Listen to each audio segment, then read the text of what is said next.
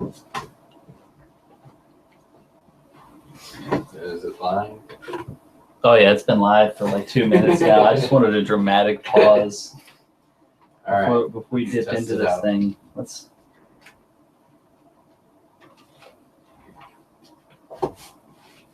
So, I'm assuming the first topic was what we've been watching, reading, things like that. Yeah, things we've been playing and reading. Unless you go first. All right. Well, first one I've been addicted to Fallout 4 recently. I'm 66 hours in and taking a little break right now. I'm gonna probably play a little more Dark Souls 2. Start playing the Final Fantasy 12, Jack and Daxter. How's that working out, by the way? The actual phone thingy. Which phone thingy? The what's it called? The not pirated, but the I think it's like called a ROM hack or something. Well, how you're able to play it on your phone. Oh. I didn't even go that far yet, just because I've been plastered this. I'm just like, but then I can ramp up the resolution in the emulator, and then I can make the game look a little better. That's what it was called, emulating. I was blanking on the Yeah. Because the only thing I have experience with that is like the ROM hacks for like the Pokemon games, and then trying to play it on the PC. That was my first. Actually, I got a story for you. When I was 9, we were taking my dog to the vet, and when I was sitting in there was another kid who was like, he was around my age, and something about him, I didn't know what it was. I feel like he's interested in things that I'm interested in, and he looked at me, and I looked over at him, like across the room. Everybody else is looking down, so there was just like a moment, and then he just stood up and he walked up to me and he went, "Hey, do you like ROMs?" I was like, "I haven't used them yet, but I've heard of them." He's like, "All right, I have this website that I made. Here's the address. I'm the programmer of this website. I have a huge collection of ROMs and emulators. I'm trying to get started, make a name for myself." I was like, "All right, cool." And then I went home and downloaded like 200 games, and that's when I played Chrono Trigger for the first time. Mm-hmm. It was because of that encounter. And that's the story. Yeah. I mean, that's that. I don't have much experience with ROMs, just because I'm not really a PC gamer. All my stuff is from consoles. But that's all you've been playing? What? Like Fallout 4, and then you were saying like ROMs for stuff for the PS2 and things like that? Yeah, for the most part. Well, I just started Ratchet and Clank, the original one, because I got the HD collection for the PS3, and I'm going to play through them in order. Probably on the third planet, I just traveled there. The game so far is pretty fun. If you've played the Jack and Daxter games, the combat and stuff is pretty similar, except for it's more mechanical themed, because Ratchet was like a mechanic. So his like main weapon is a wrench, and then throughout the game you get different guns. Like right now I have a flamethrower, and you start off with like a bomb. It's called a bomb glove, where you just like it's like throwing grenades almost. But it's I guess would be classified as an action platformer. It's pretty fun. Other than that, basically just played a little bit more of Saints Row 3. It's starting to get a little boring now, just because of you get sort of bored with just running around shooting things and stuff. And once you get to a certain part in that game, you're trying to get like especially with what I do is I try to get all the achievements for it. So I'm like at a part where I'm trying to do like all the challenges and stuff, which there's like 41 or something, and it's things from like travel, like I think it's like 1,000,000 miles in the game world, and then another one's like streak for 600 seconds or something like that. And it's pretty interesting, but I'm taking a break from it right now to play Ratchet and Clank. Other than that, I've tried to play a little bit of Dota 2, but just messing around with the bots and stuff right now. Other than that, have you been watching anything? Well, before you got here, I just watched the One Punch Man. Like they had an OVA thing that came out. Oh, really? Yeah, it was basically just And this is really spoiling anything. It was like they had another flashback, and it was basically just him like eating ramen with Cyborg. It was just like, oh yeah, and that's how I got my suit. Yeah, I guess that's how it happened. Whatever. Yeah, I What's the thought backstory on that? those OVAs weren't supposed to come out until, well, I guess after, because I think it's like the One Punch Man is supposed to be like 12 episodes or something like that. Yeah. The series. I thought it just seems like they would release the OVAs like after the series, just to make it more simpler than trying to release them during the actual show. Well, I And think. then I don't even know. I haven't even seen any advertisements or something. Or Yeah, anything on I those. didn't even know it was coming out. I just checked habitually, and I saw that they had the Raw out, so I was like, all right, well, let me find a torrent with a sub. mhm. I got it. And it seems like it's like chronologically after the last episode, so it basically is just another episode. Yeah, it's still One Punch Man's on episode 10 right now, right? Like episode 10 was like last week's, and tomorrow's is episode 11. Am I getting that right? I think it was episode 9, and this one's episode 10, or it's the OVA or whatever. I don't actually know. I was a little mixed up on that. Because the next episode is something called like something danger or something imminent danger or something like that. Like some sort of ominous title, which would be interesting. I'm wondering how that series is going to end, because if there's only like 3 episodes left, it seems like what they're going to try to do is introduce some kind of like big threat and then leave it off on a cliffhanger, and then not make another series for a couple of years, because Madhouse never makes a season 2 of anything besides Death Note. You know what they could do? They could have like his final foe be like a guy who controls gravity and basically has like an Alcubierre drive, so he's the unpunchable man. And so the One Punch Man tries to defeat the unpunchable man, and he can never hit him, so it's just like this huge conflict. Yeah, or someone that something like that. I don't know. Has like mind control or something like that. That punches himself. Yeah, or something that can actually control him, or put him like at a distance. Because it seems like any physical threats aren't really threats to Saitama. No, seems interesting so far. And I'm also wondering how they're going to work in the rest of the hero. The Hero Association, I think is what they're called, because they introduced like that. I think her name was Tempest or Tornado or something like that. Yeah, like the little witch girl. And then they had like a brief like cutaway to that one other female that was like I guess is like ice powered or something, because her name was like Ibuki or something like that, which I think translates into like snow or frost or something like that, if I remember correctly. But and then she was like used in one of like the like the after episode, like next episode sequences, and then like one of her henchmen said, "You're too early, your episode doesn't come until later," or something like that. But it's interesting to see how those are going to turn out. Yeah, because I mean, like, yeah, go on. Sorry. No, that was pretty much it. Well, this was like in the beginning, they pretty much already introduced all the characters in the intro so far. Mm-hmm. Except for maybe like I don't know. I haven't 7. Yeah, I never really paused the opening at that point, or really any point. So I don't see. I just look to see like who they've introduced in that ending card, of where it shows like all the like Hero Association members and Saitama, or not Saitama, but Genos and other ones. So like I would notice 2 more characters every time I watched the beginning of it.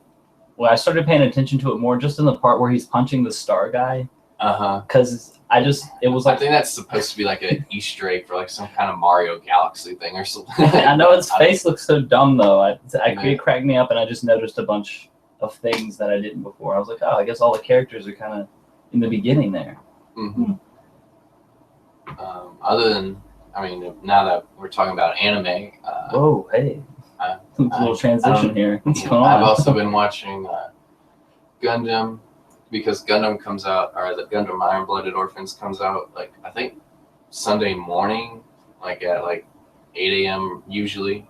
And then like One Punch Man, I think, is like noon or sometime around then. I always catch it like a couple of hours after it like first premieres or something. But it was pretty good. I don't know if you actually watched any of the Iron-Blooded Orphans. Yeah. I've seen the first episode now. Oh, you have? Yeah. Have you got? I want to rewatch it. So though. they show the ending. Well, they don't show the ending song, but they show the song that they play is actually the opening for the show. And I think it's starting next episode. They actually show the actual opening sequence, which I think is pretty good. I would put it like on the list of like animes for this season. It's probably like the song is better than the One Punch Man song, I would say, because the One Punch Man song isn't really complete. It's like 1 minute and 30 seconds. Yeah.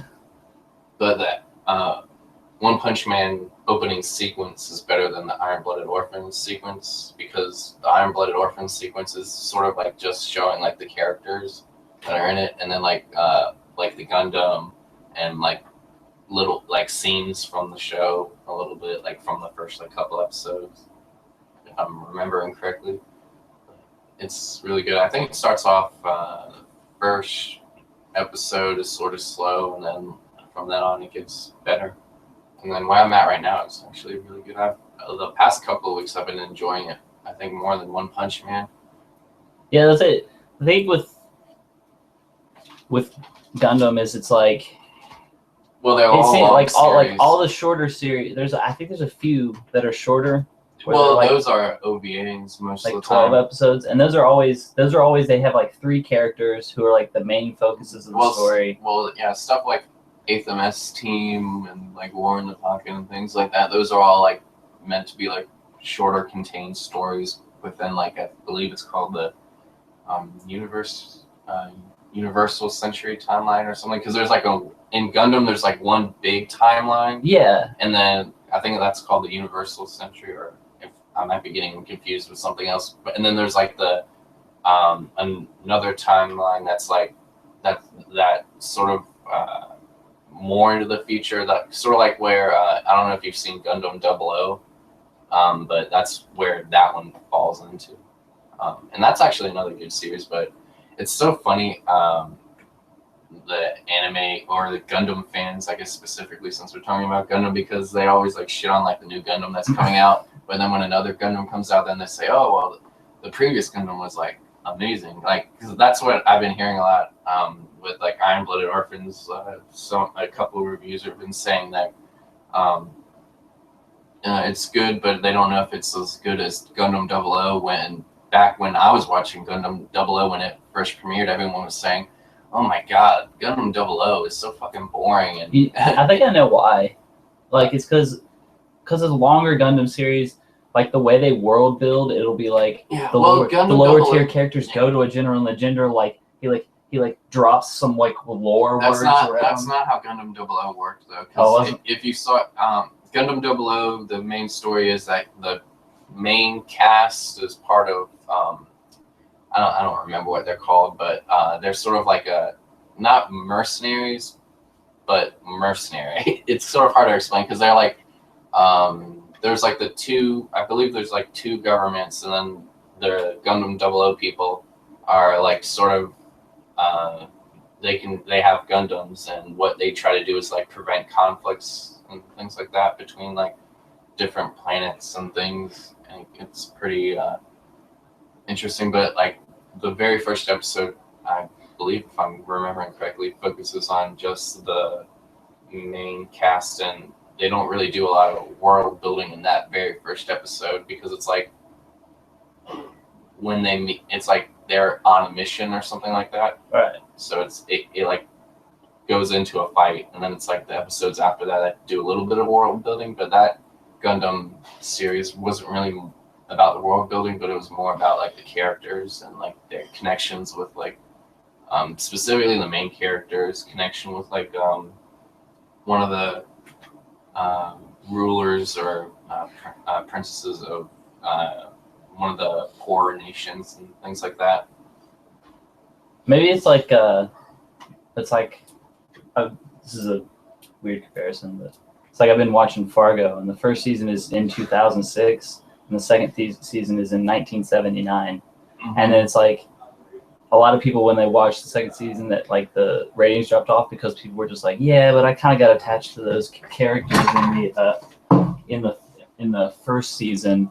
So and this is just like a different show because it's different characters. I don't. Gundam 00 is weird just because I don't think it really gives any specific dates when it takes place. And most of it's split up into 2 seasons, like most Gundam series are like more than 25 episodes, because Gundam 00, if I remember correctly, was like 50 episodes and a movie. And between season 1 and season 2, it's like a couple of years or something, from where the first one leaves off and the second season starts. But that's like the only, I think, time that's given. Besides, I think maybe like right at the beginning of the series, it has like some arbitrary space date that's supposed to give Gundam fans like a general idea of like how far into the future or how far removed from like the central Gundam storyline it is. Because like I said, there's like I don't even know, like I know Universal Century is the term for one of the timelines, but that might be the like Gundam 00 timeline, and then the other one's called like something Century. I don't know. I'm sure if they tie it together in the future, it'll just be an opportunity to make 3 more series that people will like, or dislike. Could go either way. Who knows? I don't know. I'm really using you right now to hype myself up to watch Gundam. Yeah, it's like I'm like grasping at straws a little bit, but kind of not. It's a good series. Are you watching any like live action shows? Live action. I've been watching Ash vs. Evil Dead and Fargo. Yeah, because those are like the only 2 anime shows that I'm really watching, and then I'm trying to find something on Netflix to watch. Yeah, it was like I fell off a little bit with Flash. Oh. Yeah, I'm gonna try to get back onto it, but it's like Flash was like I watched it after like 13 or 14 episodes come out. I'm just like, I'll get to that later. I forgot that's one thing that I do watch is like the Flash series and Arrow and what's the other one? iZombie, that's on the CW also, which was also pretty good. But the newest Flash episode was pretty good. The crossover with Arrow, the 2-parter that had Vandal Savage in it. Yeah, I saw some ads for it. Yeah. My main problem with the way that I guess I don't even know if Warner Brothers has any input, but I guess just the DC TV series is how they're using like Green Arrow to be Batman, and then like introducing Batman villains or Justice League villains into like Green Arrow's story and trying to connect that into like the overall Green Arrow storyline that they're building. Because Vandal Savage, if I remember correctly, was typically like a Justice League villain, and I don't know if you want me to spoil it for you, but his origin is like completely different. And it's not really spoiling it because they tell you like early on in the episode that. Yeah, Flash is honestly pretty predictable. Yeah, well, the way they tie Vandal Savage's storyline with Hawkgirl and Hawkman is that because Hawkgirl and Hawkman, I think their origins are based in like ancient Egypt and things like that, and he was a prince and she was like a priestess or something like that. And the way they tie it together is like, I guess Vandal Savage was like a counselor or something like that, or part of the priesthood. And then when there's like some calamity that's coming down, and then Vandal Savage kills Hawkgirl and Hawkman, and then like but they're all gonna die basically because there's like meteors raining down on them or something. And then he like places a curse on them that like reincarnates them, or it's like weird, but it sounds like some because if you know Doctor Who episodes. Yeah, if you know anything about Vandal Savage, his original origin story was that he was like a caveman that then there was like a meteor that landed near him, and the other cavemen and stuff were like afraid of it, but like he stayed close to it, and he like absorbed, I guess, radiation or magic or whatever that was tied to the It meteor. was it like it's like the beginning of like 2001: A Space Odyssey? Yeah, a It's little like bit. they find the monolith, and then all of a sudden they are just like, oh, I can just Bit. kill other things with this bone. It never occurred to me. Yeah, except for with the meteor, it gave Vandal Savage like immortality. So like through he's been involved with like a lot of different historical like incidents and things, and that builds into him being like a villain against the Justice League, and he's like has like connections with like other of the villains. So he's like sort of like a really bizarre Forrest Gump story. Yeah, I don't know. That's a weird did you ever comparison, see but Did you ever see the Justice League cartoon? Yeah. Yeah. Weren't there like several? There were several episodes that had Vandal Savage in it. One of them was one where Superman gets like teleported through time because of like the toy maker or something, like shoots him with a laser, and everyone in the Justice League thinks he's dead, but really what happened was he traveled like thousands of years in the future or something like that, and like the only person that's living is Vandal Savage. Everything else is like ant monsters or something like that. And Vandal Savage turns into a good guy and like ends up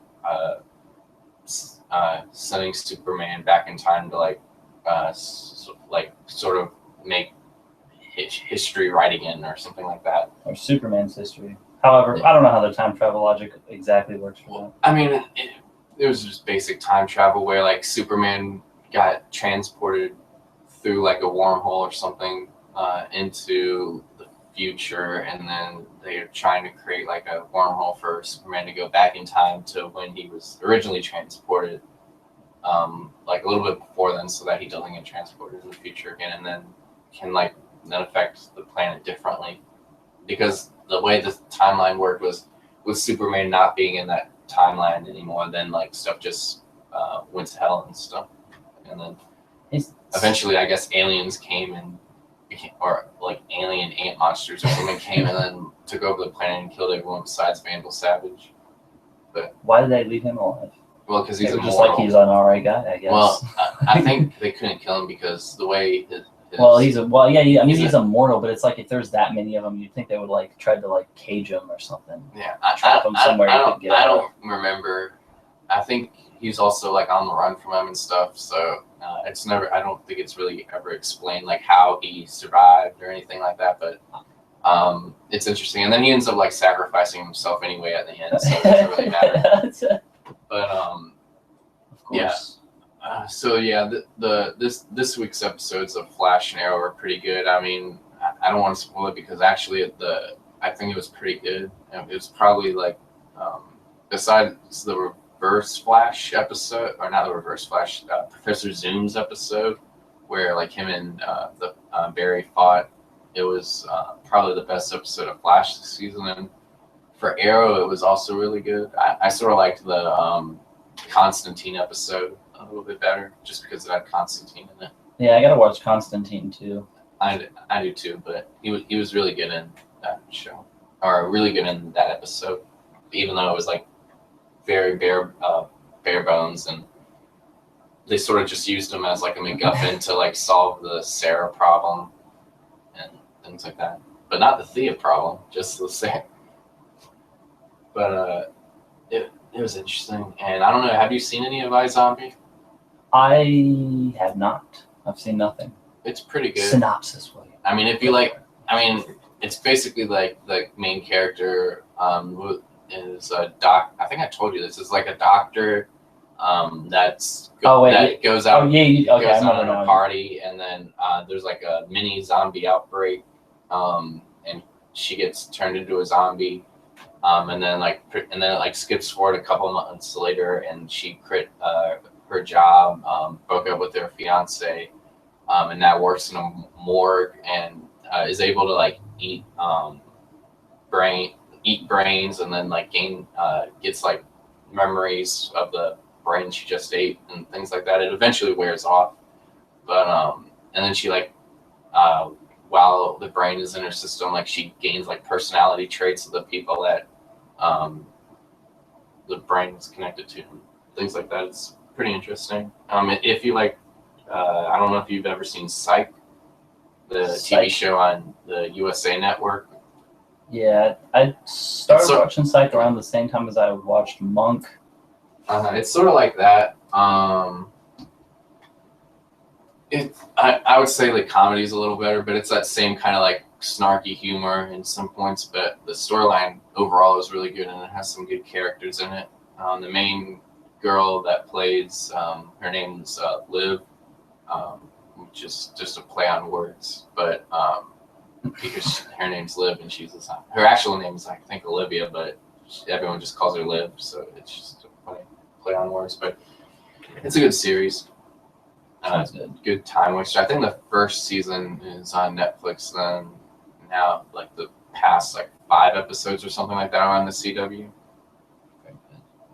Yeah, I might get Roku soon. But let me jump back for a minute. Let's go back to that wormholes thing. Let's go into like weird magical physics phenomena. Have you ever heard of virtual particles? Briefly, I think so. You'd have to refresh my memory on it, though. Okay, basically, they're particles that when you do the math to figure out the physics and all like the predictions and everything of different reactions, there's particles that aren't really there, but they show in the math you have to write in these particles that aren't there for the math to work out. And basically, virtual particles, they're like not really mathematical constructs, but that's how we have to like write it out. And basically they have all the same traits as a regular particle, but they're not really there. The longer they exist, the more they exhibit the traits like a regular particle. And on the smallest scale, there's like these things called chromophores, where the way they trade energy, like the smallest unit of anything in a chromophore shoots like a photon of light, and then it trades virtual particles from the photon of light with another photon, and that's how it trades energy. So they're like ghost atoms. Yeah. That's weird. It is. And that's very confusing. Have you been like reading this in some kind of science fiction novel or something like that? No, I was just thinking somebody should probably get on it and start using it for that. That's one of the things I was going to ask when we get later into like the recommendation portion, is if you've been reading any good science fiction novels or something, because that's something I've been looking out for. But we can talk about that later. Fair enough. But so the next part of the live stream was talking about specific topics, I would assume. Is that? Yeah, that's right. I just checked. But did you want to go first? Or did you want me to go first? You go first. All right. My first topic. Took a bunch of notes, man. Yeah. Not really. Just a page and a half. But my first topic was basically I was just listing things because my topic is basically what I like to call nostalgia bombs and things like that. This specifically in reference to video games and games that you have like a connection through, whether through like childhood memories or things like that. The main ones that I wrote down basically were GoldenEye 007, Kingdom Hearts 1, Star Ocean 3, which was Star Ocean until the end of time, Jack 1 and 2, Pokemon Fire Red and Emerald, and then I had a baseball game that me and my parents played that was like the baseball equivalent to NFL Blitz. I don't know if you've ever heard of that, but it's like a parody of like baseball. Well, NFL Blitz is a parody of like football games where it's like the most popular was like NBA Jam, where like characters have like ridiculous skills, like you would get to a point, like I guess if you would build a meter, like then the character would like have the ball be on fire and do like jump in the air like 50 feet and then do a dunk and stuff like that. It's like really crazy stuff. And the baseball equivalent was then you could do like really wild pitches, and then you could eventually like choose like bats for your team, where I think if you put in a cheat code, you would have like mace bats and things like that. And then if your character was doing good enough, they would like be smoky, and then if they continue to be good, then they would catch on fire, which would give them like a speed boost and a power boost and stuff like that. But I was just wondering if you had any games that you were like specifically tied to through your childhood, because I'll go into these games like later just to discuss them if you haven't played them, any of them. I share GoldenEye because I had a lot of really good times with GoldenEye, and that's one of the few games that I played with my dad. As I played that game, sometimes I played NFL Blitz with him. That was the only sports game I've ever really played. Yeah. Except for Blitzball in Final Fantasy X. I played that a little bit, but that's kind of game within a game. Yeah. Well, my story with GoldenEye was like, I would say the first console game that I played, because growing up, all the video games that we played were like PC games and stuff like Math Blasters. Oh, you played Math Blaster? Yeah. You played those? Yeah. I thought I was the only one. Yeah. And like no, seriously, I thought I was the only one. And like those weird typing games that you would like try to type like a sequence in. But I played that at the same time as Math Blaster. So the first like console game that I remember anyway playing was GoldenEye, because a friend of mine had like an N64, and like when I was really young, one of the times he had like a birthday party or sleepover or something. We ended up like staying up all night and playing like this story mode, originally the story mode for GoldenEye, and then like just the multiplayer constantly, because the multiplayer in that was really fun. Yeah, it's awesome. It's awesome. But that was like my connection with GoldenEye, and then my connection with Kingdom Hearts is sort of it's like weird, because I was like tangentially introduced to the series, because I don't know what possessed my parents to like buy my sister it, because that's what they did. Is it was like Christmas one year, and they bought me the baseball game I was talking about, and they bought her the Kingdom Hearts, but she never played it. And I was just interested because like cover art looked really cool. Yeah. So I put it in and played it, and it was a really fun game. And that'll be in my second topic, which we'll get to later. Star Ocean Till the End of Time was just a game I randomly rented from Blockbuster when Blockbuster was still around. And I was originally like really blown away with like the opening cinematic, because I don't know if you've seen it or like on YouTube or anything, but it had like really cool, almost like lifelike graphics, but it was like advanced in the future, where there's like a scene where like a hover car goes by like the Statue of Liberty, which they've like constructed things around and stuff, and it just looked really cool.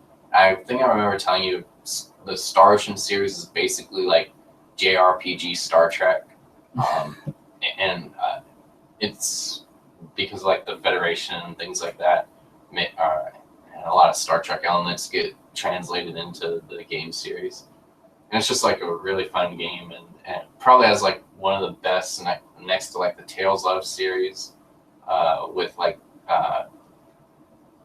real time combat and things like that and stuff. Whereas like Final Fantasy perfected the turn-based combat. I feel like the Star Ocean series and the Tales of series does like the real-time action combat really well.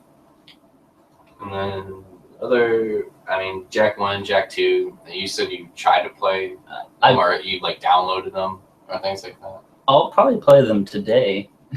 I probably won't sleep tonight, to be honest with you. Like, I'm just gonna keep going, like, till my eyes are like burning, and I'm just like, oh, I would definitely suggest playing those games in order, because you could play 2 without playing 1. Jak? Yeah, the Jak series, because the first one's called Jak and Daxter, second one's called Jak 2, third one's Jak 3. But the first one,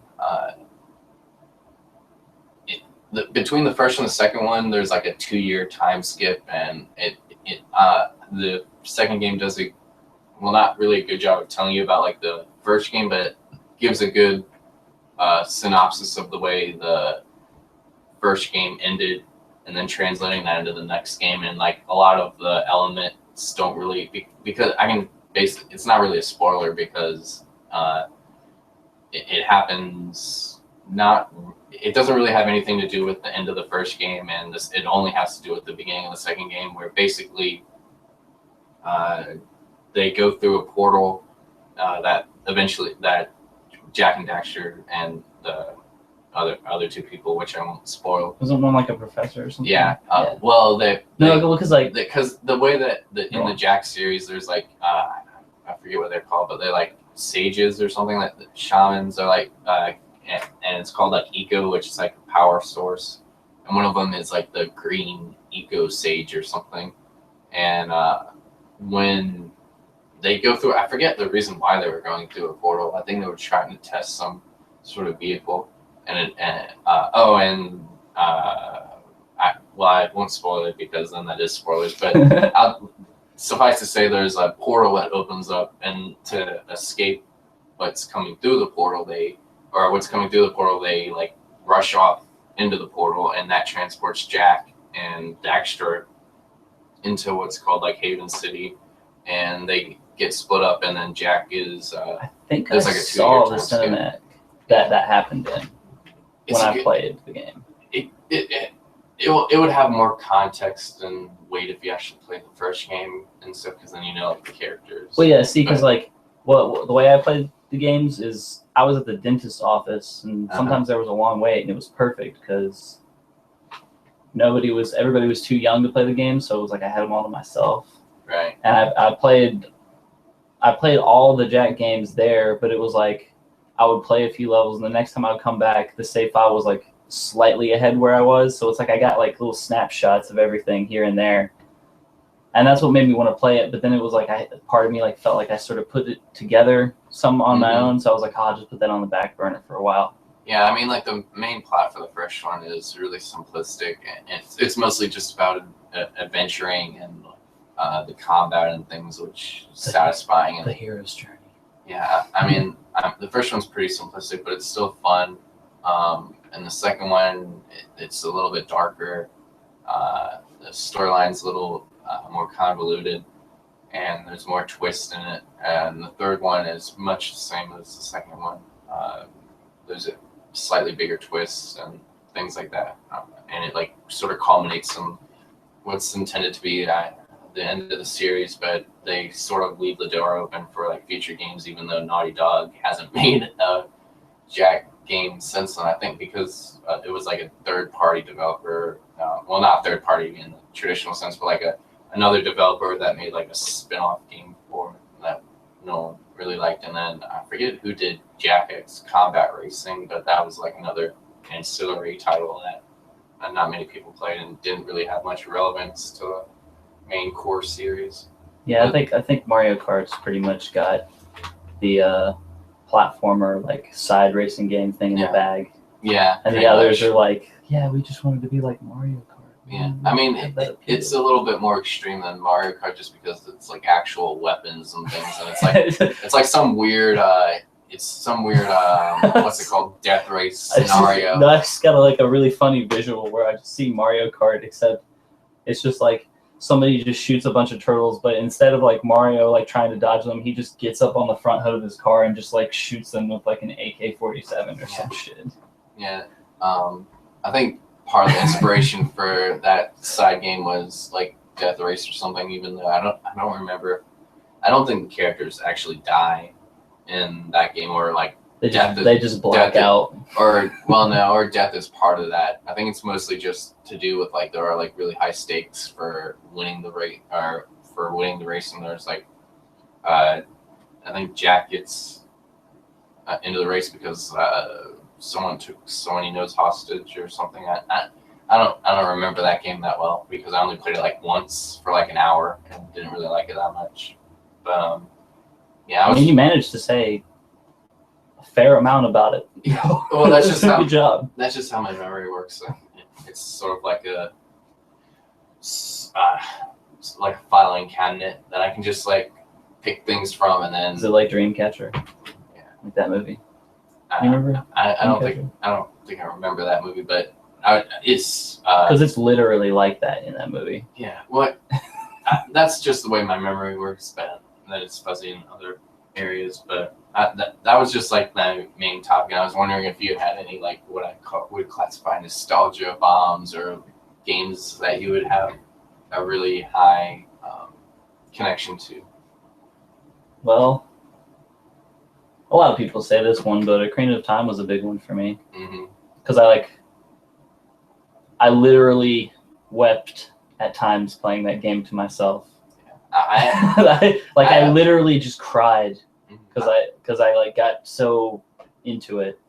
I have memories of that game, but it was another game that like a friend of mine owned, and we played it like pretty much like all the way through in like one night. So I don't remember much of the storyline for that. And the whole game in one night. That's a pretty good speed run. Yeah, well, that's just how we were with video games. Like we could do it really complete games really fast. But for Ocarina of Time, the strongest memory I have of it was when you transitioned from Kid Link to Adult Link, and there was I think that one town that when you become Adult Link, there's like they turn into zombies or something like that. Yeah, it's just like the bad future happened pretty much. Yeah, we would just spend like hours just like doing that over and over and just like constantly fighting them after we beat the game. But yeah, that was a really fun game. Oh, and before I forget, Pokemon Fire Red and Pokemon Emerald, basically those are, I would say, next to Skyrim, the games that I poured the most amount of hours in just due to me replaying them over and over again. And I got them both at like around the same time, but they were also like not the first Pokemon game because that was Pokemon Red for like the Game Boy, but I would say those are the first Pokemon games that I actually invested a lot of time in and worked to complete. Yeah, I was into Sapphire, I think. Yeah. I think I like Sapphire. Ruby and Sapphire were standard games, and then in traditional Pokemon fashion, then they like a couple of years later they released like the third version that is like both games combined with like special features added in. Sort of like how it was like Diamond and what was it? Diamond, Pearl, and Platinum came out like a couple of years after that. That introduced like a couple of different features. Yeah, those games were just really fun, and they're like really big time wasters. Oh yeah. Were there any other games that you spent a lot of time in? Morrowind. Yeah. I spent a ton of time, more than any other Bethesda game. I spent more time in Morrowind than anything else. Like I stayed up for 2 days playing that once before. Like when I first started playing, it was like I had 2 days where I didn't have anything to do, and I just played nonstop.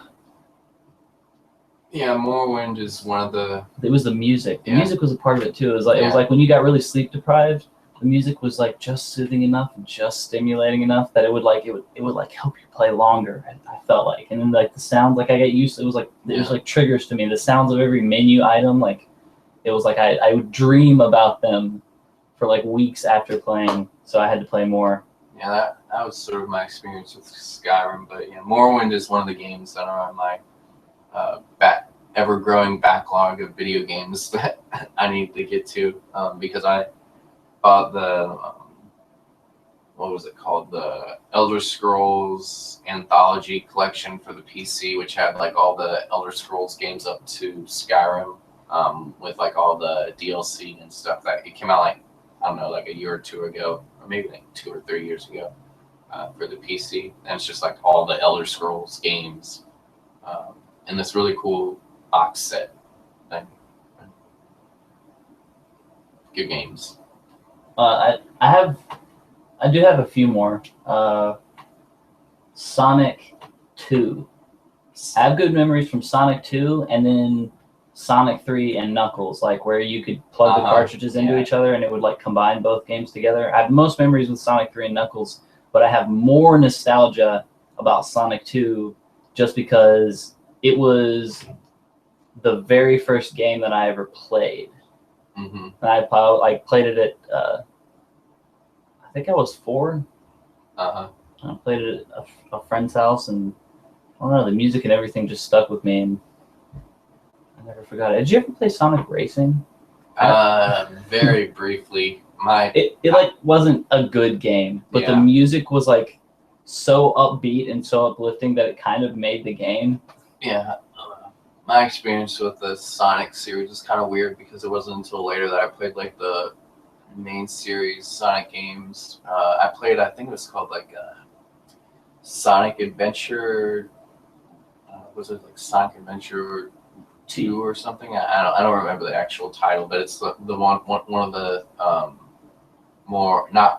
the more 3D platforming ones, and more like the classic Sonics, which were like 2D side-scrolling. Was it trial games almost? Was it the one with Shadow? Possibly. The darker, grittier copy of Sonic. Yeah. That was also another game that one of the few Sonic games I did play was like Shadow the Hedgehog. I played like the I didn't. Yeah. I was like, what is this? This is like a weird like fan-made parody thing. It really wasn't that good. That was in that stretch of time where like they were releasing Sonic games that were worse and worse. I forget if it was Shadow the Hedgehog that came out before Sonic 2006, but or if it was the other way around. But both those games weren't good. Did you ever play Sonic CD? That's my favorite Sonic game. I think so. Like I said, I don't really have many memories of the Sonic series because until recently I got the Sega Genesis collection that has like it has like something like 25 games on it that were like really big when the Sega Genesis was. Does it have It has like Sonic 1 or Sonic. It has all the like. It has Sonic 1, 2, and 3, I think. And then it has like Comic Zone and. Does it have Phantasy Star on it? Yeah, I think it has Phantasy Star 4 or Phantasy Star 3 and Phantasy Star 4, I think. Yeah, because I have like vague memories of playing that. I might have had that. What you're talking about? Yeah, and it was for like the Xbox and PS3. It was one of those like compilation games, like sort of like the there was like the Capcom Greatest Hits, which was like Street Fighter 2, Contra, and things like that. Well, Contra's Konami, but games like that. I'm going to take a break. I will be right back. All right.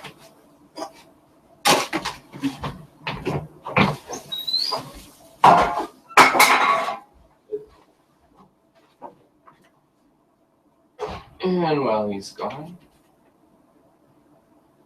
I'm going to check my phone.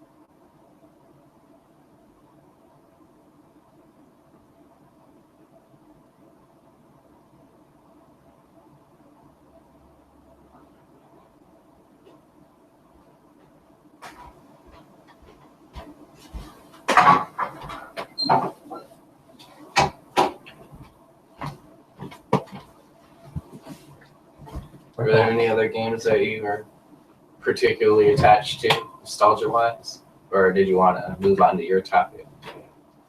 Or your first topic?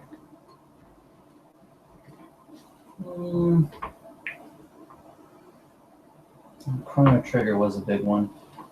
Yeah, Everyone's attached to I know. Punisher. I know. That's why I was like, I don't know if I should even bring it up. It's just has that mass appeal. Mm-hmm.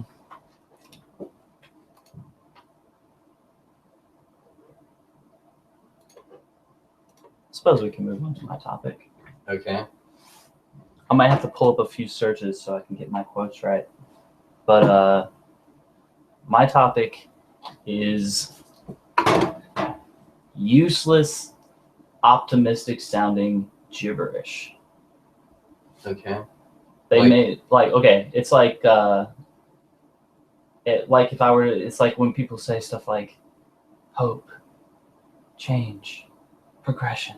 Oh, you're talking about These Obama slogans? Like, not just that, but just like how much we use that, and how much a lot of it doesn't actually mean anything really. It's like where they take words and they're framed in the English language, sure, and you can intrinsically understand the words' meanings on their own, but the sentence itself doesn't actually mean anything. Yeah, I believe the term for that is something like political speech or something like that. Where you're saying a bunch of things. Like spiritual stuff too. Yeah, I see what you're saying. Was there like a specific reason you want to talk about this? Did you see something that is I just picked it on a whim just now. I was just like, yeah, sure, I can do that. Because it's like otherwise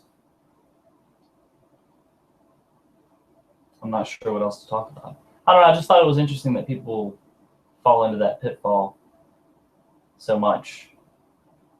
Yeah, I think it's sort of. Let's just talk about how stupid people are and shit in society. Let's just chat about that. I think that's something to do with people just something to keep them going, sort of thing, like daily motivation for the day. I believe there's like an actual Twitter hashtag that's like Monday motivation or something like that.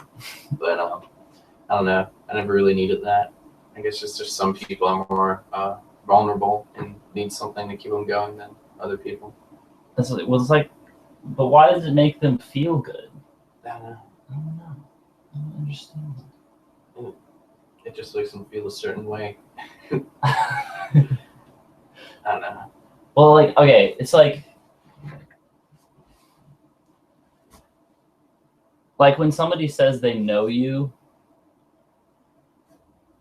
I feel like they don't really mean they know you. It's more like they saw you, their brain projected an object that was the image that came through their eye of you in their head. They made a bunch of associations based on how you look, and then they sort of kind of reconcile that with things you say. So it's like they don't really know you. They just kind of know an entity that they call you in their head. It's like where I've dated people in the past, and then they would like talk about me a certain way, and I would just be like, yeah, that's not really me at all. That's just like a bunch of stuff that you projected onto the image of me and said it was me. And you're more attached to like a fictional character you made up and called me than you are attached to me. Yeah, Do you know what I mean? Yeah, that's getting into like interpersonal relations and things like that. That's more of a separate topic than just like bouts of random optimism and. Well, I basically just transitioned away because I was like, oh, I don't have anything else to say about that. Yeah. Just move on. Maybe they won't notice. Yeah. Well, that's our life section, everybody. That's life right there. Yeah, what you're getting into is very broad topics. James just petered out into like open-ended abstractions, and then that would be separate podcasts on their own talking about different aspects of life. It seems like. Yeah. But have you been following the news at all with like stuff going on? Just specifically like between like Turkey and Russia, and then there was like I think it was San Bernardino or something like that shooting that took place like maybe like a couple of days ago, and just the world tumbling further and further into possible World War III scenarios. It seems like, and the just like general agitation between different groups of people. So I guess that's a no. No, Not really. not enough. But on another note, I could get into a whole rant about the just general political climate that we're in, but I won't. Podcast 2 or 3. William rants. Yeah. James stays silent. My. You ever this is a tangent. If you give me a topic, it'll just end up being like 5 or 6 topics, probably. Yeah, well. That's me. I'm sorry. You ever heard of a Matryoshka brain?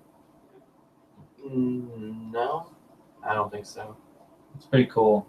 It's a supercomputer where you use like the rotation and the energy that spins off of suns to make like a big giant, like a big complex. Like you've already gotten to the point where you can move stars around. Like this is pretty advanced stuff, where you move the stars around, you arrange them in a certain way so that they're a certain distance from each other, and like the way their energy plays off of each other, you can run computations off of it.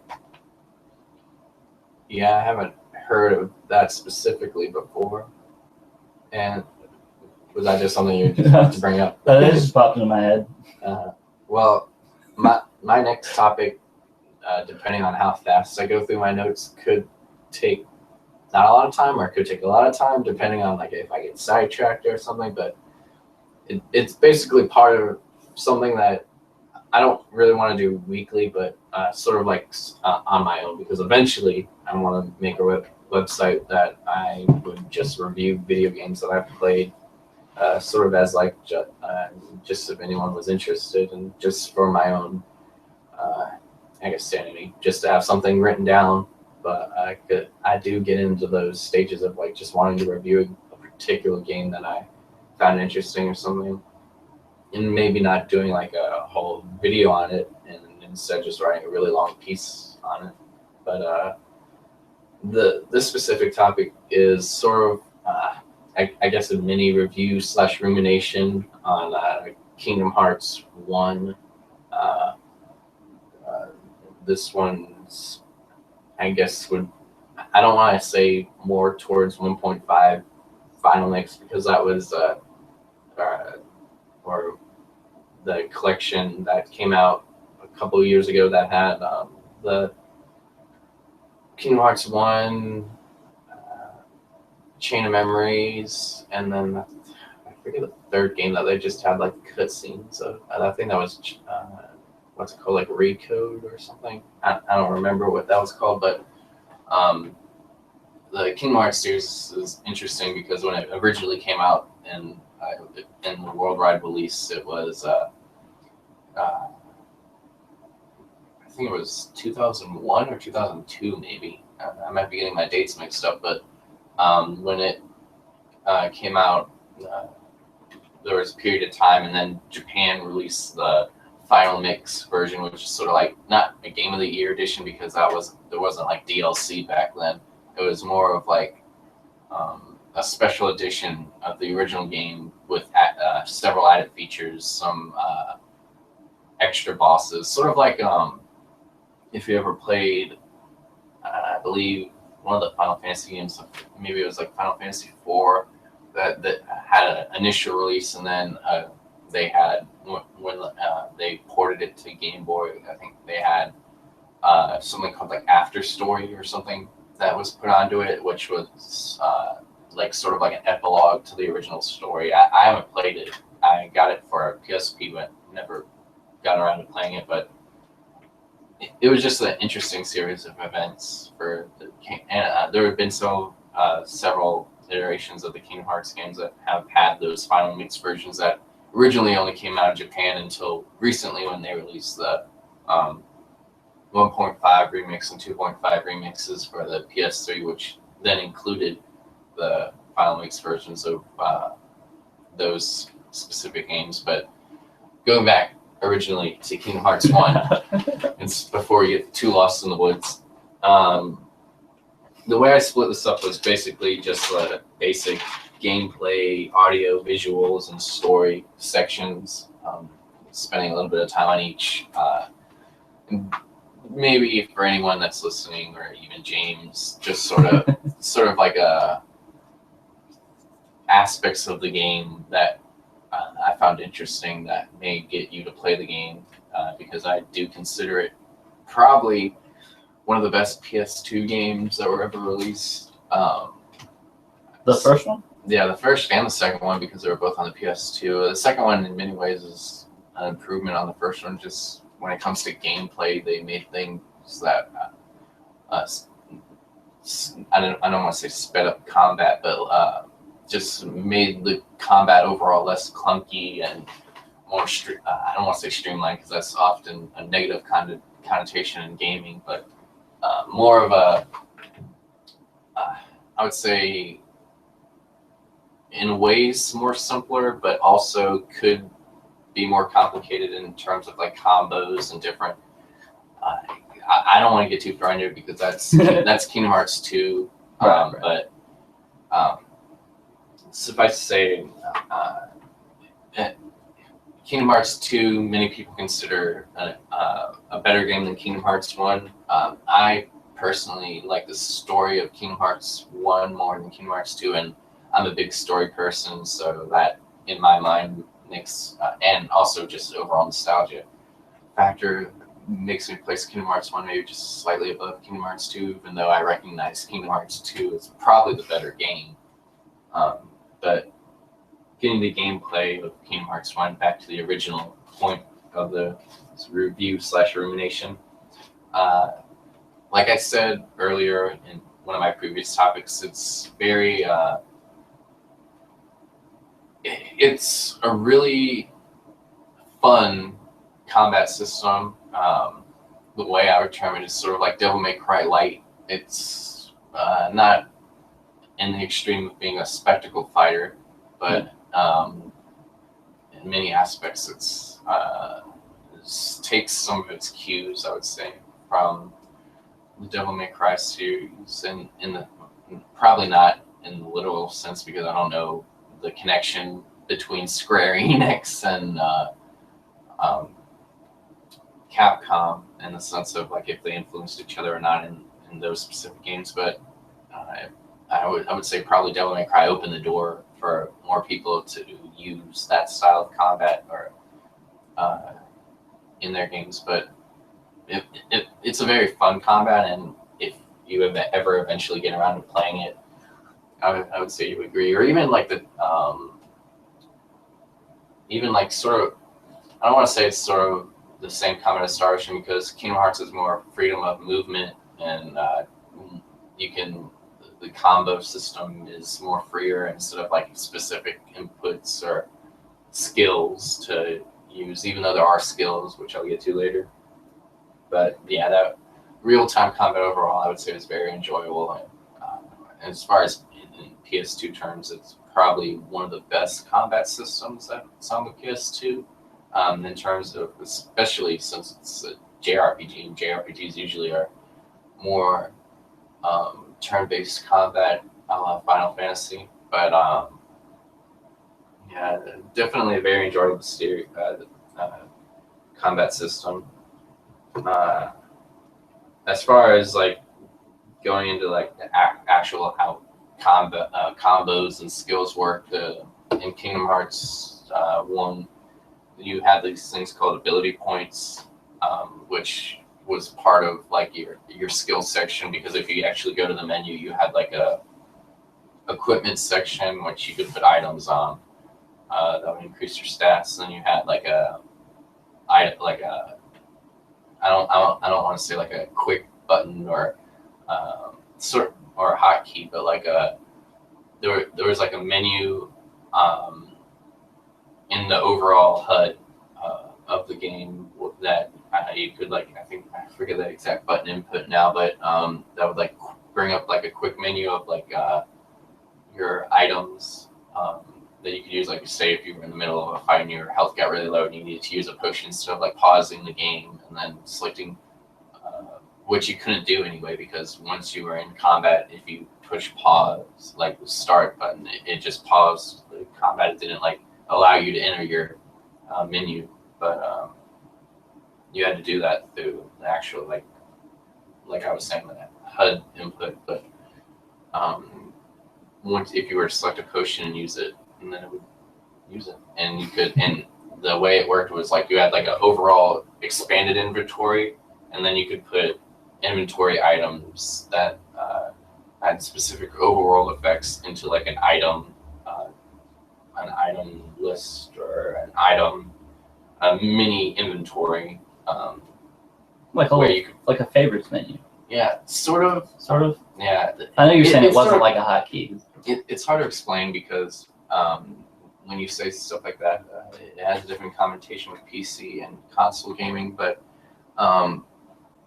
suffice to say, it was just interesting how it worked, and you could do that with abilities, in the sense that you had to go into your abilities menu and then equip certain abilities that would then improve, like, do different things, combo related. I think one of the famous ones was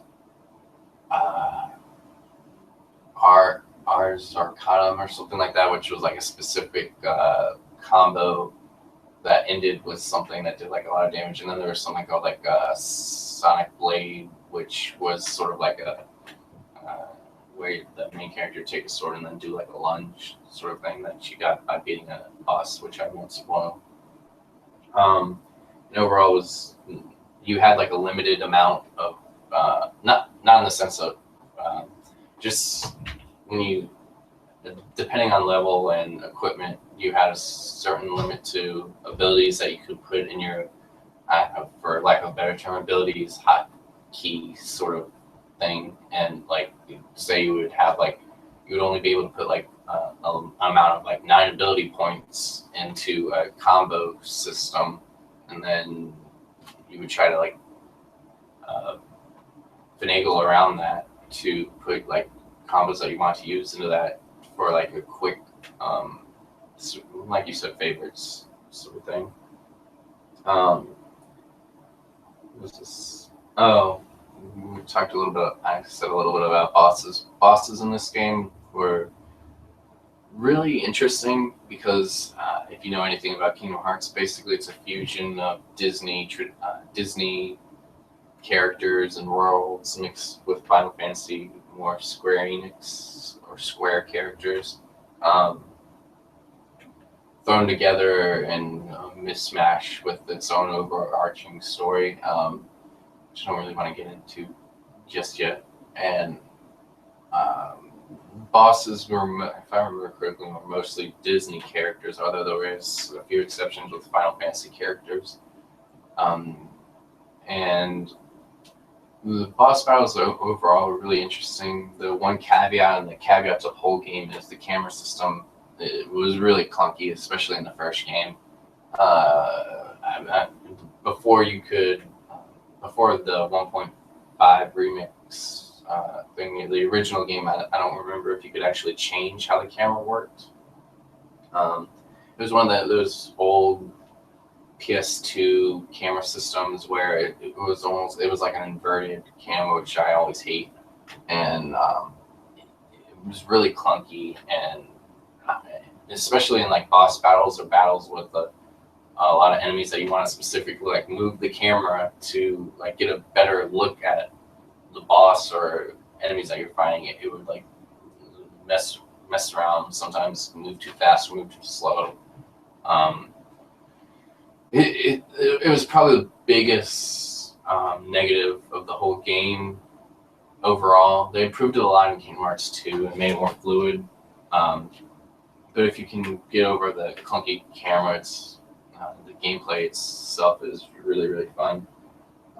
Another interesting aspect to the gameplay is, besides like the actual like worlds that you travel to and the overall overworld combat and action platforming, there also is a section where when you travel to different worlds, you enter like a on rails sort of space combat, where the whole time you're in a ship that's moving forward, but you can like maneuver it around and stuff and shoot enemies and things and gain parts to like improve your ship, and in a very like tuned sort of way, because the ship you're in is called a gummy ship, and it's not like a gummy like the candy gummies, but I don't even know what it is. It's like just blocks that you could use to improve your ship, and there were specific plans that you could get through random drops that would give you a blueprint to have like a specialized stock ship, and then you could add on to specifically with customizing weapons, making your ship turn faster or have like more I always say turbo, but more like thrusters and things like that. And overall, it was very. A lot of people say they didn't like those sections, but I did, just because of the freedom of customization, and just overall, I enjoyed the gummy sections. They're not as bad as people make it out. Some people say it's like the worst part of the game, but it's not. It's actually really the camera is probably your biggest challenge in that whole game. And then, of course, if you don't like the gummy sections, once you travel to a new planet, you reach a certain part of the game, you gain the option to just warp to that planet instead of having to constantly do gummy missions and do the flight paths and things like that. The final thing in terms of gameplay that I want to talk about is just the way spells and summons work in the game, because it is tied to Final Fantasy, so they had to put those in. They probably did just to give it more of that Final Fantasy flavor. Spells are really interesting. I wouldn't say they're too useful. You can go through most of the game just sort of like hacking and slashing, but the most useful spell is probably like Arrow and the variations on Arrow, because it's sort of like a defensive shield in the sense that I believe it reduces damage that you take and can reflect some minor spells, and specifically in combination with I believe it's stop spells in certain situations. If you can stop an enemy in midair and run under them while the arrow is still in effect, it like damages them once they fall. And if you get like really close up on an enemy, the wind that's spinning around damages them minorly. The more advanced versions, because it goes like Arrow, and Arrow, I believe, in the typical Final Fantasy like Fire, style. That's probably the most useful. And then, of course, it has like the Fire, Blizzard, Thunder spells. Thunder is probably the most satisfying spell, because it's like an area of effect, lightning storm almost that comes down. So spells are minorly useful, and you can, at the very beginning of the game, you can like sort of minorly customize your character to be more of like a spellcaster or more of like a actual swordsman type of thing. But most people just use swordsman, because spells, until you get into the later games, aren't too useful unless in certain bosses and things. And of course, the most useful spell besides like deep era, I would say, is probably like the cure spells, because it's just like really, instead of like going through the menus, you can just use a magic hotkey for like cure or Cura or Curaga. I believe cure just heals yourself minorly, and then Cura is more of like a team heal sort of thing. If I'm not getting it too mistaken, Curaga is like a major heal to yourself. If I'm not getting them mixed up or misremembering them with other games in the series. Finally, summons are completely useless in this game. They are? Yeah. Oh, damn, I was kind of disappointed. They're basically the only useful summons is Tinkerbell, because all the summons are Disney characters like Simba, Dumbo, and Tinkerbell. I believe Simba is more of a combat one, but Simba's not really that useful.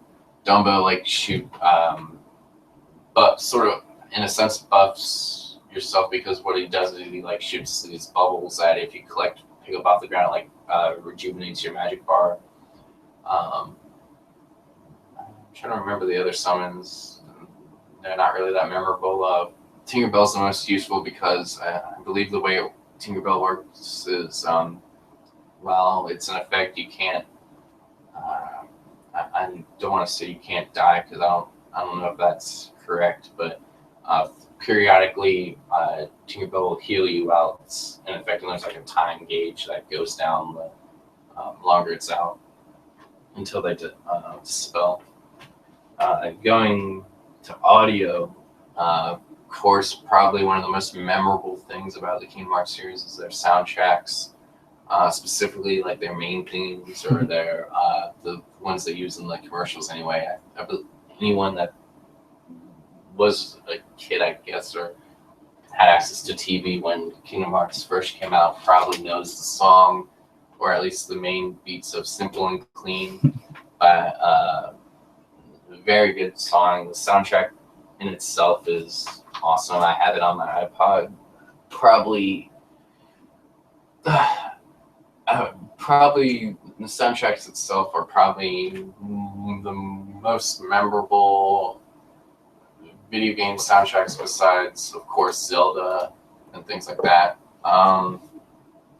And more traditional game, I would say I'd put Zelda above this in terms of like overall soundtrack quality, but Kingdom Hearts is probably like right under that. I can't, off the top of my head, I can't think of many other game series that have a more impactful soundtrack. And it's in that same Zelda vein of like whimsical with slightly darker undertones and more of the battle themes, and especially the final boss themes. Also, just overall sound effects are really interesting. I would say took a lot of cues from Zelda and like the traditional Link grunts when you're swinging a sword or something, and the sword does the same thing. And then also, if your health gets too low, there's like sort of like an alarm that goes off until you heal yourself. So interesting. Visuals overall, at the time, I believe were really good. If you go back and play the original, you can definitely see flaws. It's sort of an interesting art style, and it's more comparable to like an anime in a sense, because it's not shell shaded, but it's like soft features with bigger eyes for like the Kingdom Hearts traditional characters. They did a good job adapting the actual Disney characters that are sprinkled throughout the game, and the Final Fantasy characters to a lesser extent. There's the Final Fantasy characters, they look a little bit more stylized and different from the Disney characters, because the Disney characters are like straight out of the like Aladdin is like almost like straight out of the cartoon and movie, but in a 3D sense more than a 2D sense. But they did a really good job at adapting that. In the same way, it's the art style is very whimsical. Not a lot of grotesque imagery beyond the actual Heartless, which I'll get to in the story section. But overall, the visuals in the game are pretty appealing. I would give it pretty high marks, along with the gameplay and audio. Story is interesting because the Kingdom Hearts series is known throughout the gaming scene as having a story that in some ways doesn't really make a lot of sense, and it very metaphysical almost, and it's one of those things that is, so the saying goes, down in the rabbit hole now or something, because you can some things don't make sense. There are a lot of variations of characters, specifically how the Heartless and Nobodies and work and how they work, sort of thing. But I'll just go through some general themes of the story. The overarching storyline, of course, is light versus dark in the traditional sense of the Disney characters represent light in themselves, light like pureness and things like that, whereas the more darker characters, which are represented through the Disney villains and the Final Fantasy villains, and even and then given physical representation through Heartless,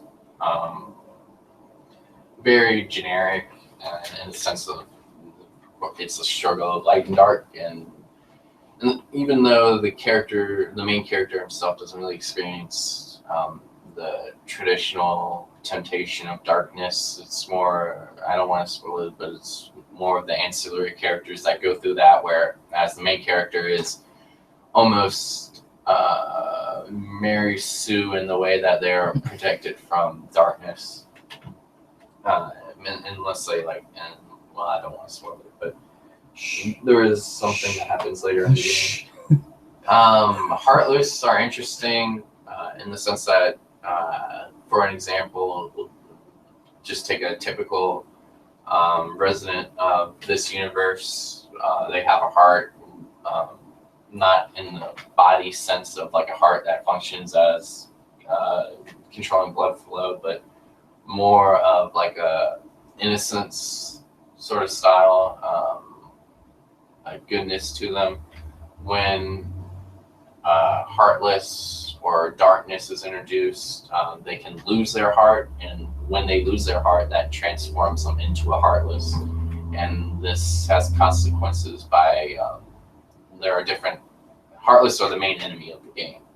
So of course there are different types of heartless. The most prevalent is what's called, I believe, the shadow heartless, which are just these little mini enemies that you can pretty much kill in one or two hits, and they can warp around a little bit.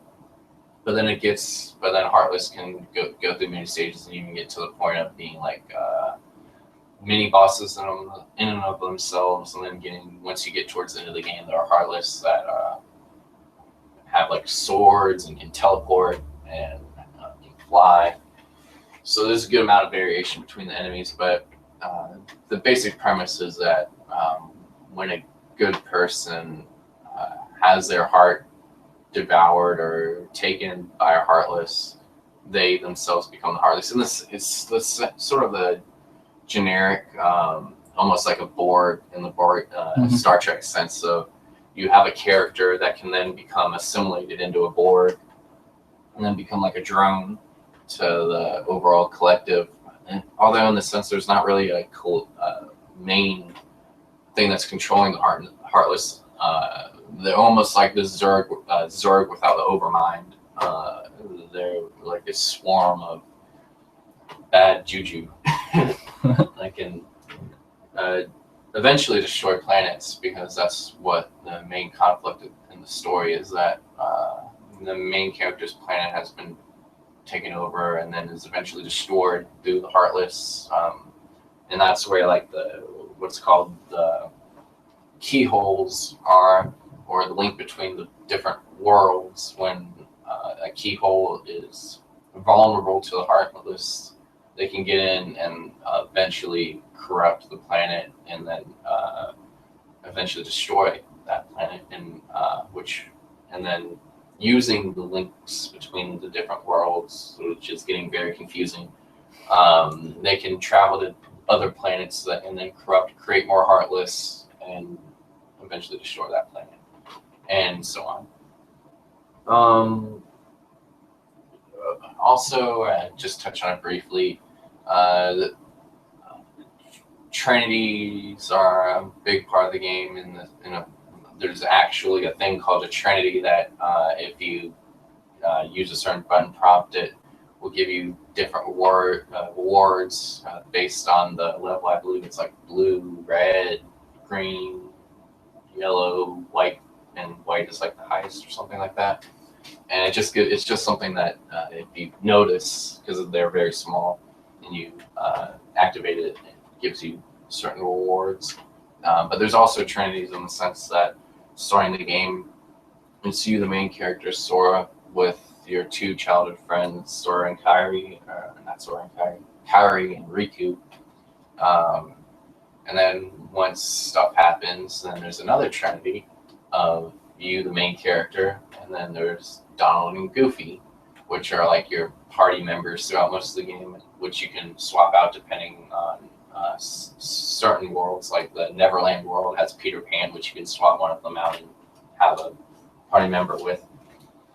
And then just throughout the game, you notice other trinities, like before Donald and Goofy came to the planet that they meet Sora on, they were very attached to Mickey, who is like the king of the Disney planets. And that's basically all I had written down in my notes. Oh yeah, just to wrap up the story section, in Kingdom Hearts 1, there was, you can tell it's sort of like an ending. If they weren't planning to make other games, it would be a I would say a satisfactory conclusion. But due to the success of the games, there's been, and they've released more and more games for it. It seems like the stories get, in some instances, are getting more cleared up, but in other instances, things get more confusing. Like I brought up the nobodies, which are introduced in the second game, which are basically the shells of the bot. Like when someone gets taken over by the Heartless, through a very confusing process, which is never explained.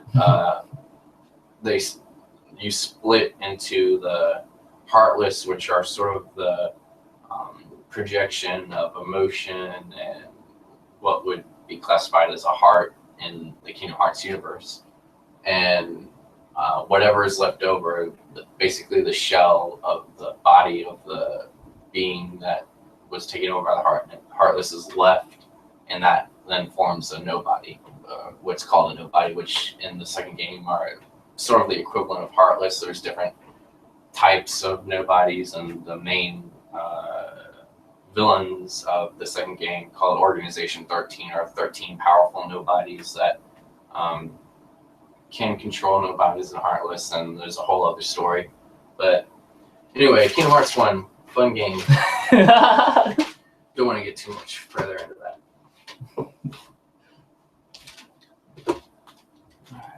Well, did you have any second topic or anything else you wanted to talk about? Have you ever read The Last Question? I've heard of it. Who's the author again? I'm trying to remember. I'm going to get them mixed up with like 3 other people probably. I can double check on my phone. That's what these things are good. Yeah, I've definitely heard of that title though before. It was an Isaac Asimov story. I remember. It's one of the stories that surround the supercomputer Multivac. I don't think I've read it, but I have heard of it. Well, basically, it starts in the distant future where there's a computer called Multivac, and they try to figure out. They ask it a question about light and mass with light, and the computer just always says that it needs more information to give a correct answer. And the whole story skips time like 500 years, and they ask the same question again, a new group of people with all the new features of the time they were living in, and it keeps going all the way to the end of the universe. But it's a short story, and it's real condensed, but it's a good read. Recommend it.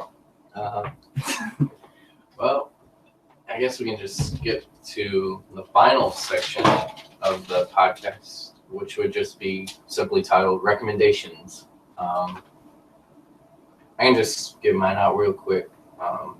The way I sort of envisioned it and splitting it down was sort of like every week doing like a book recommendation, maybe like an anime recommendation, and then maybe, a video game recommendation if we played anything particular that we think someone would find enjoyable. My book recommendation I had was a book that I brought called Bird by Bird: Some Instructions on Writing in Life by Anne Lamott. I originally was assigned this in my creative writing class. I really enjoyed it. It's sort of like I don't want to say how to, on like a process of writing, but it gives some basic advice on how to progressively write a story and things. I particularly enjoy the writing style of the author. It's very like no nonsense. I would say not pulling any punches. There's a specific chapter called "Shitty First Drafts," which I found very enjoyable, and I would recommend it to anyone that has an interest in writing or doing any creative thing, doing maybe like writing stories, or if you were into poetry, doing poetry also. I would recommend a different book if you're more interested in poetry than just general creative writing. Another one that was assigned to me in my creative writing class, but yeah, that's Bird by Bird. All right. Well, I have a recommendation for a book. It's called Great Mambo Chicken and the Transhuman Condition. You're probably wondering, what the hell is that about? Basically, the whole book is just about it's like a nonfiction book written almost like a dark comedy anthology of different sets of human hubris with technology and changing human beings. Like there's a part dedicated to like when they started coming up with cryo freezing and how like this guy had like his dead grandma or something because he was just like, well, I couldn't get anybody else. But it's kind of like darkly humorous and hilarious, and it's just about hubris and technology as we try to advance it, and how we thought we got further ahead than we did, and bad things happened. I think I heard that title somewhere before. I, of course, haven't read it, but I think I've heard of it somewhere. But now getting into anime, I don't really have a video game recommendation this week, basically because that was my rumination / review for Kingdom Hearts, so basically telling everyone to play Kingdom Hearts 1. But I have 2 anime recommendations. Of course, I would recommend Gundam Mind-Blooded Orphans for James just to continue on with the series, and for anyone that might be interested to actually give it a try. I've enjoyed it so far. The story is good. Maybe like the biggest weakness in the sense of traditional Gundam series go is there's not as much actual like Gundam fights so far. A lot of it's been different character interactions and just overall world building. But it looks, especially with this next episode, it looks like it's going to be turning more towards an action focus. The other anime that I would recommend people to watch, even though it would probably be harder to get a hold of, would be D. Gray Man. It's an interesting story. In the sense of like as far as shonen action-ish stories go, it's because that's not really what it is. It's more of, I would compare it more to like Full Metal Alchemist than Dragon Ball Z. Sort of the same basics as far as introductory storylines go, of main character does something bad and has consequences of that scar. I would say it gets even darker than Full Metal Alchemist, and there's not as much. I mean, there is a lot of levity in the show, specifically in some of the filler that's in it, which is good filler. I wouldn't classify it as like Bleach filler, where there's entire seasons of nothing happening, and then in further seasons, it's almost like a retrograde type of thing. But in this, it's more. The filler is more enjoyable. I'll put it as simply as that. The characters are really interesting. The main character is really likable.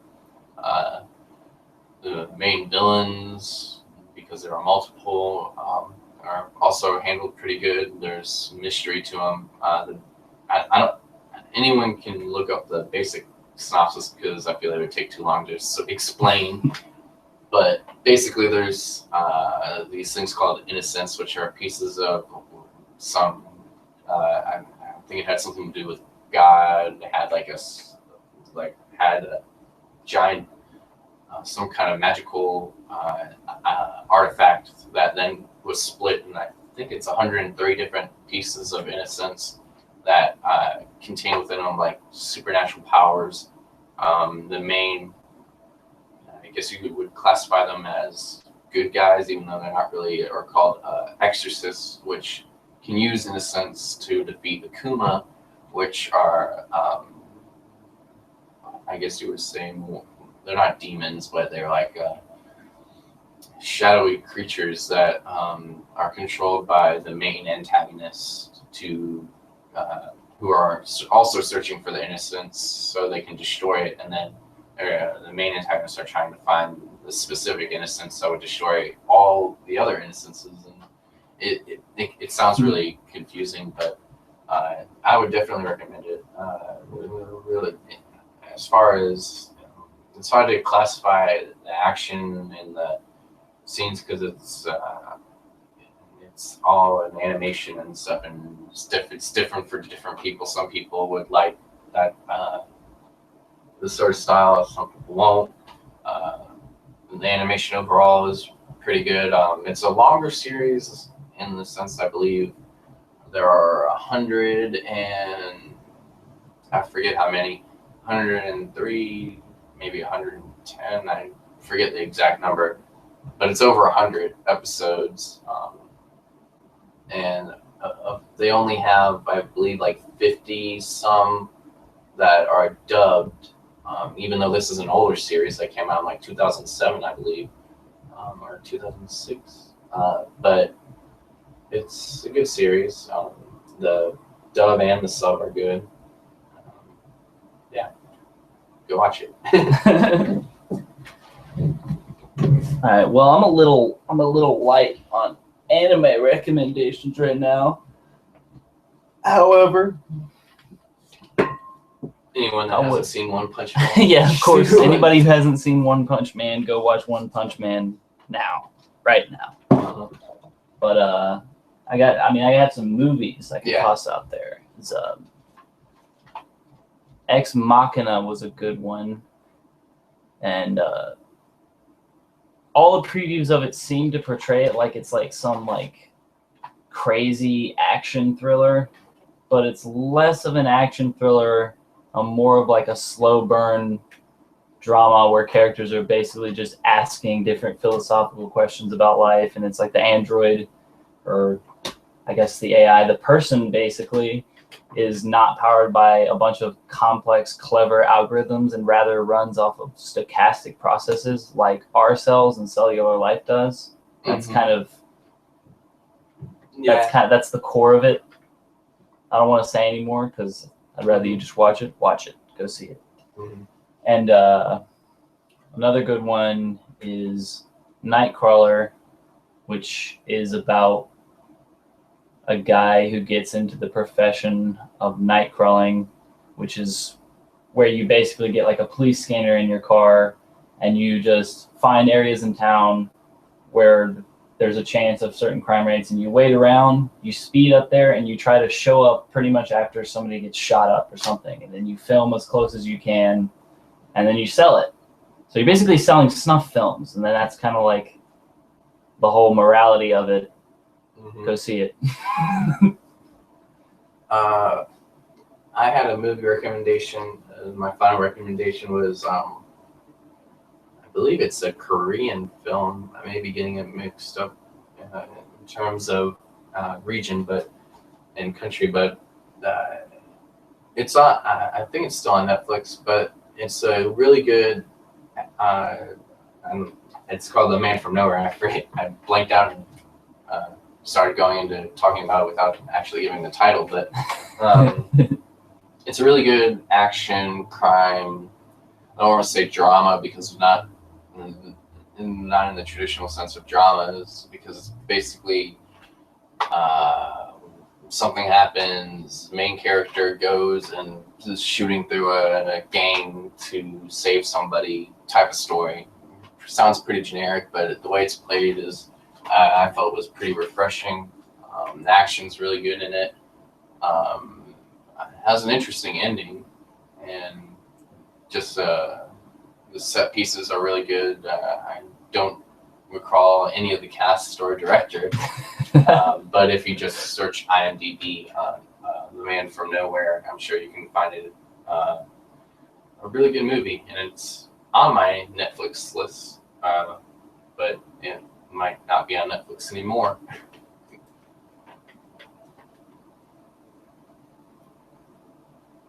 And was that it? Did you have any other recommendations? I think I have one more recommendation. Let me make sure I have the title right.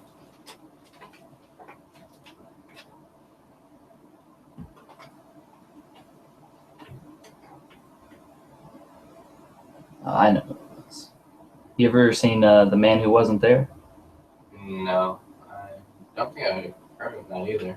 Yeah, it's something I saw recently. Came out in 2001. Stars Billy Bob Thornton as this quiet, basically constant guy. He's like constantly in inner monologue, but doesn't say much to other people. He's a barber who gets mixed up in different people's business and ends up committing a bunch of criminal acts. I like a big morally gray backdrop, and it's pretty good. It's in black and white, which I guess puts off some people, but it fit the tone of the movie the whole time because it was kind of noirish. Yeah. But you should check that out too. Is it on Netflix? I think that it is on Netflix. I might check that out. I've been looking for a good neo-noir type movie. It's different. Uh-huh. It's good though. Well, I guess that is the conclusion of this iteration of this podcast. I'll let James close it up. Well, guys, I suppose that's all we got for now. Tune in next time.